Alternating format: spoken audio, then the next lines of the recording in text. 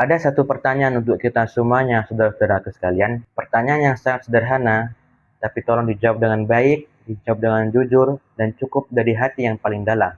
Apa itu pertanyaannya? Pertanyaannya adalah, apakah kita sudah yakin bahwa kita akan masuk ke dalam surganya Allah Subhanahu wa Ta'ala? Mungkin kebanyakan dari kita masih merasakan keraguan, dan itu adalah hal yang wajar karena keraguan itu sering muncul kepada kita yang belum benar-benar mengetahuinya dengan baik. Apa sebenarnya yang menjadi kunci pembuka pintu surga itu sendiri? Oleh karena itu, kebanyakan dari kita yang sudah beribadah tapi masih sering merasakan gelisah, masih merasa jauh dari jaminan surganya Allah Subhanahu wa Ta'ala, dan kita membutuhkan jawaban yang benar dan jawaban yang tepat, bukan sekedar jawaban tebak-tebakan. Ada sebuah jawaban yang datangnya langsung dari Nabi Muhammad Sallallahu Alaihi Wasallam. Jawaban yang sangat sederhana, tapi bisa mengubah kehidupan seseorang yang benar-benar mengamalkannya dengan baik. Untuk itu, perkenalkan nama saya Ibrahim. Selama beberapa menit ke depan, kita akan membahas dua kunci pembuka pintu surga itu sendiri. Assalamualaikum warahmatullahi wabarakatuh.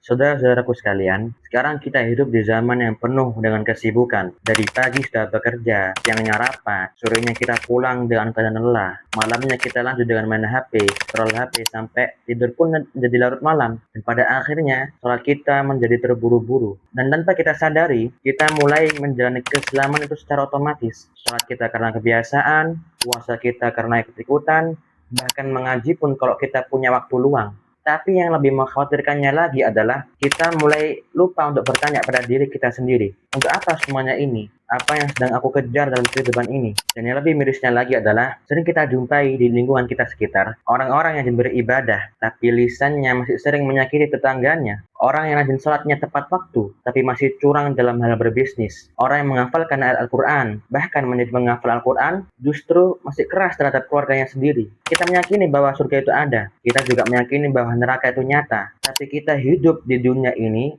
seolah-olah kita masih punya banyak waktu yang tak terbatas untuk berubah. Padahal kita semua tidak tahu kapan waktu kita akan habis di dunia ini. Allah Subhanahu wa Ta'ala telah memperingatkan kepada kita dengan sangat jelas dalam surat Ali Imran ayat 185. Kullu nafsin dha'iqatul maut al-ayah. Setiap yang berjiwa pasti akan merasakan kematian. Allah Subhanahu wa Ta'ala tidak pernah mengatakan kamu mungkin akan meninggal. Kamu kalau sudah tua baru akan meninggal. Tapi Allah mengatakan pasti akan merasakan kematian. Dan yang namanya kematian tidak pernah kita ketahui, tidak pernah menunggu kita berubah terlebih dahulu, tidak pernah menunggu kita untuk bertobat terlebih dahulu. Sekarang coba kita bayangkan sejenak, kalau detik ini adalah detik terakhir kita hidup di dunia, maka bekal apa yang telah kita siapkan? Bukan harta kita, bukan jabatan kita, dan juga bukan followers kita. Yang kita bawa hanya dua hal, bagaimana hubungan kita dengan Allah, dan bagaimana hubungan kita dengan sesama manusia. Dan inilah yang disampaikan oleh Rasulullah Shallallahu Alaihi Wasallam dalam hadisnya yang luar biasa yang diriwayatkan oleh Imam Tirmidzi dan Imam Ibnu Majah. An Abi Hurairah radhiyallahu anhu qala su'ila Rasulullah Shallallahu Alaihi Wasallam an aktsari ma yudkhilan nasal jannah faqala taqwallahi wa husnul khuluq. Jadi Abi Hurairah radhiyallahu anhu mengatakan bahwa Rasulullah Shallallahu Alaihi Wasallam pernah ditanya oleh seorang sahabat, ya Rasulullah, wahai Rasulullah, apa yang paling banyak dimasukkannya manusia ke dalam surga? Maka Rasulullah Shallallahu Alaihi Wasallam menjawab, takwa kepada Allah dan berakhlak yang mulia. Dua hal saja saudara-saudaraku semuanya, tapi seringkali kita meremehkan keduanya. Maka dari itu kita bahas satu persatu terlebih dahulu. Kunci yang pertama adalah takwa kepada Allah. Apa itu takwa? Banyak yang mengira takwa itu artinya banyak beribadah, banyak sholatnya, banyak puasanya, banyak sodakohnya, banyak ngajinya. Itu semuanya bagus, akan tetapi itu baru kulitnya saja, baru luarnya saja. Imam Ibnu Rajab rahimahullah pernah menjelaskan, takwa itu artinya engkau menjadikan Allah sebagai pelindungmu dari azabnya dengan senantiasa melaksanakan perintah-perintahnya dan menjauhi segala larangan-larangannya, baik ketika ada orang maupun tidak ada orang. Disinilah kata kuncinya, baik ketika ada orang maupun tidak ada orang. Orang yang bertakwa itu jujur bukan karena takut ketahuan. Orang yang bertakwa itu menjaga sholatnya bukan karena sedang ada yang melihat. Orang yang bertakwa itu menjaga lisannya bukan karena sedang ada yang merekam, akan tetapi senantiasa merasa diawasi dan dilihat oleh Allah Subhanahu wa taala. Allah Subhanahu wa taala berfirman dalam surat Al-Baqarah ayat 197, "Wa tazawwadu fa inna khairaz zadit taqwa." Dan bekalilah dirimu dan bawalah bekal untukmu karena sebaik-baiknya bekal adalah takwa. Lalu bagaimana cara melatihnya? Mulailah dari hal-hal yang kecil saudaraku semuanya. Saat kita ingin berbohong, saat kita ingin melakukan maksiat, saat kita ingin curang dalam hal berbisnis, maka ingatlah bahwa Allah senantiasa melihatmu, bahwa Allah senantiasa mengawasimu. Dan setiap kali kita menahan diri karena Allah Subhanahu wa taala, itulah bentuk latihan kita untuk bertakwa kepada Allah. Dan setiap kali kita melatih hal itu dengan baik, melatih hal itu dengan istiqomah, maka langkah-langkah kita makin dekat menuju ke dalam surganya Allah Subhanahu wa taala.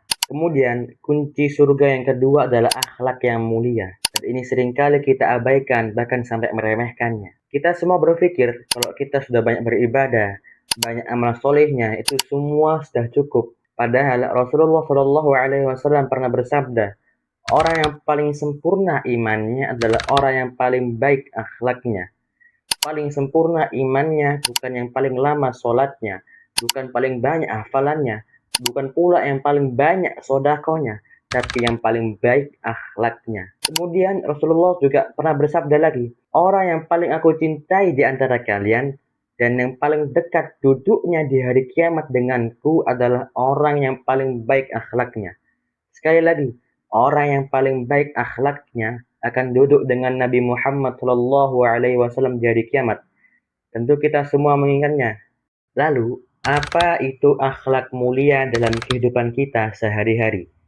Akhlak mulia itu kita tetap tersenyum kepada tetangga kita walau hati kita sedang lelah, sedang capek.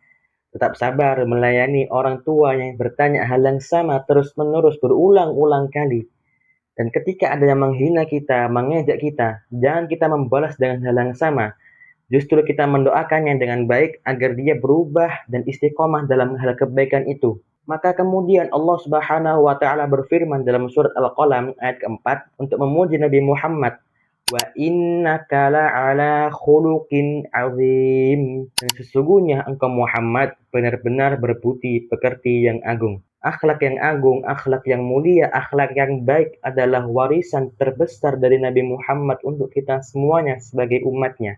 Dan warisan dari Nabi Muhammad ini juga bisa kita praktekkan, bisa kita teladani mulai hari ini juga. Dua kunci surga ternyata tidak pernah mahal. Tidak butuh yang namanya ijazah, tidak butuh yang namanya harta, tidak butuh yang namanya jabatan.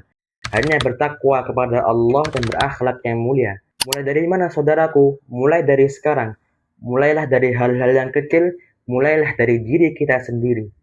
Sebab Rasulullah Shallallahu Alaihi Wasallam tidak pernah mengatakan bahwa yang akan masuk surga adalah mereka yang paling sempurna, paling perfect. Akan tetapi Rasulullah Shallallahu Alaihi Wasallam mengatakan mereka yang akan masuk surga adalah mereka yang bertakwa dan berakhlak yang mulia. Dan itu semua bisa kita usahakan dengan baik. Satu langkah kecil untuk setiap harinya. Semoga Allah Subhanahu wa taala senantiasa menjadikan kita hamba yang bertakwa kepada Allah, memiliki sifat dan akhlak yang mulia, dan kelak di hari kiamat kita akan berkumpul dengan Nabi Muhammad Shallallahu Alaihi Wasallam dalam surganya. Amin amin ya robbal alamin. Cukup sekian dari kami, semoga bisa bermanfaat untuk teman-teman semuanya. Tinggalkan like, komen, dan share ke komunitas teman-teman agar bisa merasakan manfaat dan berkahnya ilmu untuk kita semuanya. Dan jangan lupa untuk subscribe kami agar senantiasa mendapatkan ilmu yang bermanfaat dan berkahnya ilmu kita praktekkan dalam kehidupan kita sehari-hari. Wabillahi taufiq wal hidayah. Assalamualaikum warahmatullahi wabarakatuh.